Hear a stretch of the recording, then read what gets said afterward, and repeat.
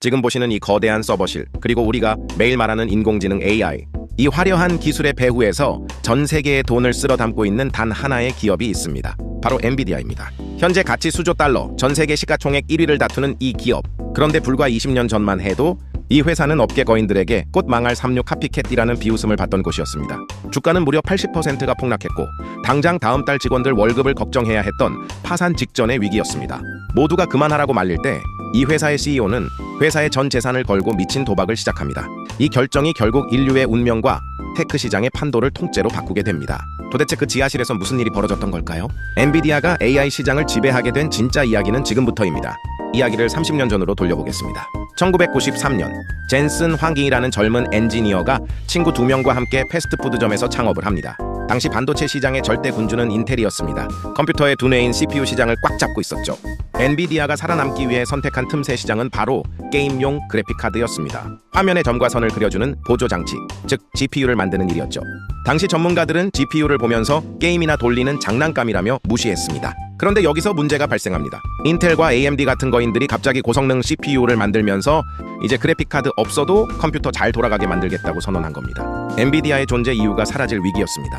거인들이 시장을 장악해 들어오자 엔비디아의 숨통이 조여왔습니다. PC 제조사들은 굳이 비싼 돈을 주고 엔비디아의 칩을 따로 장착할 필요성을 느끼지 못했습니다.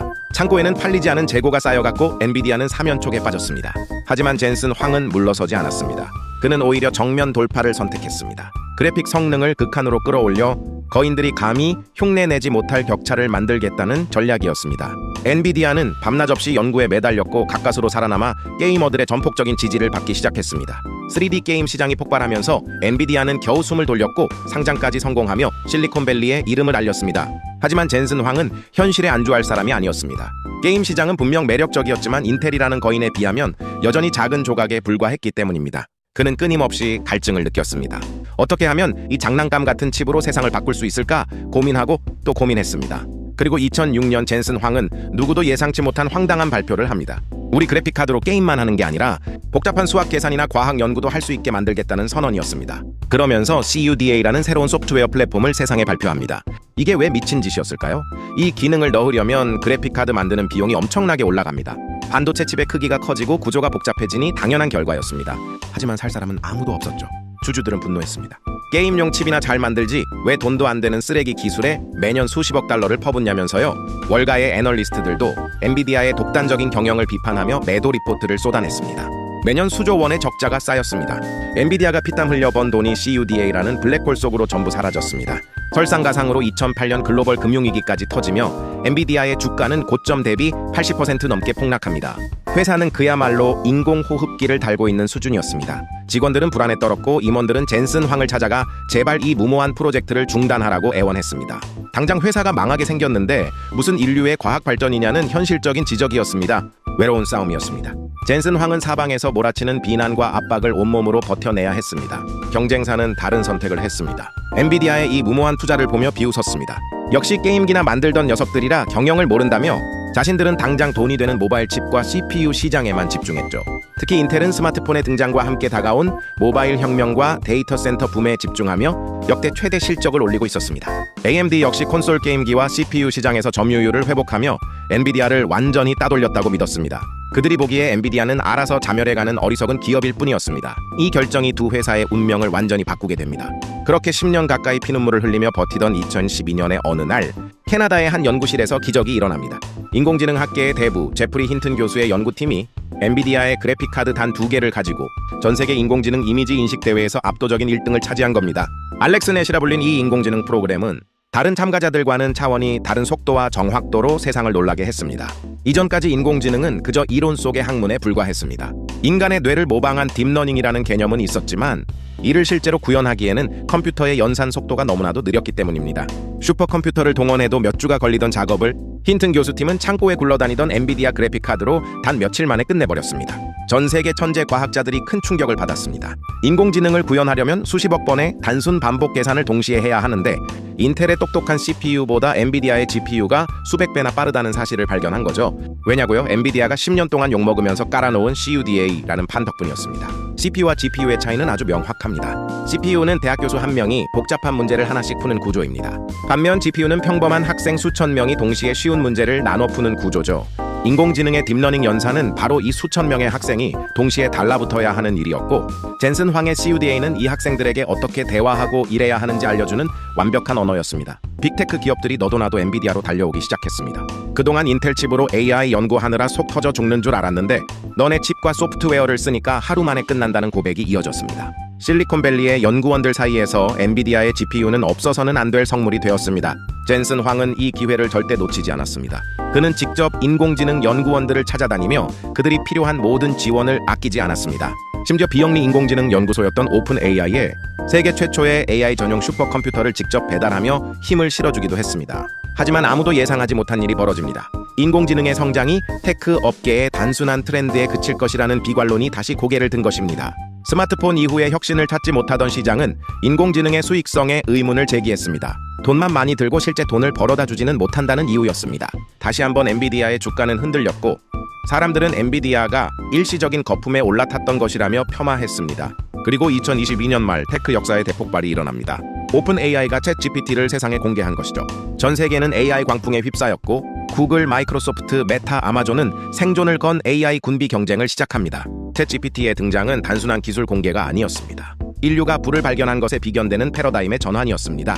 문장을 쓰고 코딩을 하고 그림을 그리는 인공지능의 성능에 전 세계가 경악했습니다. 이제 인공지능은 선택이 아닌 생존의 문제가 되었습니다. 인공지능을 선점하지 못하는 기업은 순식간에 도태될 것이라는 공포가 실리콘밸리를 지배했습니다. AI를 만들려면 뭐가 필요할까요? 엄청난 양의 데이터 센터를 지어야 하고 그 안에는 반드시 엔비디아의 최신 AI 칩이 들어가야 합니다. 가격이 한 장에 5천만 원이 넘는데도 없어서 못 파는 지경이 됐습니다. 전 세계 빅테크 기업들의 자금이 엔비디아라는 단 하나의 통로로 쏟아져 들어오기 시작했습니다. 엔비디아의 칩은 단순한 반도체가 아니라 인공지능 시대의 황금 티켓이 되었습니다. 돈을 싸 들고 와서 줄을 서도 1년을 기다려야 하는 상황이 벌어진 거죠. 각국의 정부들까지 나서서 엔비디아의 칩을 확보하기 위해 외교력을 총동원하는 진풍경이 벌어졌습니다. 그리고 모두가 놀랄 결과가 나옵니다. 인텔과 AMD가 뒤늦게 우리도 고성능 AI 칩 만들었다며 시장에 뛰어들었습니다. 하지만 이미 늦었습니다. 전 세계 모든 AI 개발자들은 이미 20년 동안 엔비디아의 CUDA 소프트웨어에 길들여져 있었기 때문입니다. 하드웨어를 바꿔봐야 프로그램이 돌아가지 않으니 엔비디아 외에는 대안이 없었던 겁니다. 반도체 칩 자체를 복제하거나 더 빠르게 만드는 것은 돈과 인력을 갈아 넣으면 가능한 일일지도 모릅니다. 하지만 전 세계 수백만 명의 개발자들이 밤낮으로 쓰고 있는 소프트웨어, 생태계를 통째로 바꾸는 것은 불가능에 가깝습니다. 엔비디아가 구축한 것은 단순한 하드웨어 제국이 아니라 누구도 깨뜨릴 수 없는 거대한 소프트웨어 종교였던 셈입니다. 시장 독점률 90%라는 괴물 같은 수치는 이렇게 탄생했습니다. 하지만 왕관을 쓴 자의 무게는 무거운 법입니다. 엔비디아의 앞날에 탄탄대로만 있는 것은 아닙니다. 가장 큰 위협은 아이러니하게도 그들의 가장 큰 고객들, 즉 빅테크 기업들입니다. 마이크로소프트, 구글, 메타는 엔비디아에 매년 수십조 원을 바치는 것에 지쳤습니다. 엔비디아의 높은 마진율 때문에 자신들의 수익성이 악화되는 것을 두고 볼 수만은 없었죠. 그래서 우리도 우리만의 AI 칩을 직접 만들겠다며 독립을 선언하고 있습니다. 자체 커스텀 칩을 개발해 엔비디아의 그늘에서 벗어나겠다는 강력한 의지입니다. 여기에 지정학적 리스크도 있습니다. 엔비디아는 칩의 설계만 할 뿐 실제 생산은 전량 대만의 TSMC에 위탁합니다. 미중 갈등의 최전선에 있는 대만의 지정학적 불안 요소는 엔비디아의 가장 아킬레스건입니다. 만약 대만 해협에 문제라도 생긴다면 엔비디아의 공급망은 순식간에 마비되고 전 세계 인공지능 산업 자체가 멈춰서게 됩니다. 여기에 각국 정부의 반독점 규제 칼날도 엔비디아를 향하고 있습니다. 시장을 지나치게 독점하고 있다는 이유로 감시의 눈초리가 매서워지고 있죠. 1위 자리를 지키기 위한 젠슨 황의 두 번째 전쟁이 이미 시작된 셈입니다. 엔비디아의 30년 드라마가 우리에게 주는 교훈은 명확합니다. 모두가 눈앞의 이익을 쫓아 유행을 따라갈 때 이들은 20년 뒤의 미래를 보고 묵묵히 자신들만의 길을 걸었습니다. 남들이 비웃고 주가가 폭락해도 자신들의 기술이 세상의 표준이 될 것이라는 확신을 꺾지 않았습니다. 만약 젠슨 환기 주주들의 성화에 못 이겨 중간에 CUDA를 포기했다면 오늘의 엔비디아는커녕 인류의 인공지능 혁명 자체가 몇 년은 더 뒤처졌을지도 모릅니다. 단기적인 성과에 급급해 방향을 바꾸는 유약함 대신 장기적인 비전을 믿고 밀어붙이는 끈기가 위대한 기업을 만든 것입니다. 지금 당신이 하고 있는 노력이 남들에게 인정받지 못하고 있나요? 혹은 당장 성과가 나지 않아 불안하신가요? 주변의 목소리에 흔들려 내가 가고자 했던 길을 의심하고 있지는 않으신가요? 기억하세요. 위대한 혁신은 모두가 미친 짓이라 부르는 곳에서 시작됩니다. 남들이 비웃을 때 묵묵히 쌓아 올린 당신만의 무기가 언젠가 다가올 당신의 시대를 지배하게 만들 것입니다. 엔비디아가 증명해 보인 이 역전의 드라마처럼 여러분도 자신만의 CUDA를 믿고 끝까지 걸어가시길 바랍니다. 오늘 영상이 흥미로우셨다면 구독과 좋아요 부탁드립니다. 다음에도 더 심도 깊은 기업 스토리로 찾아오겠습니다. 감사합니다.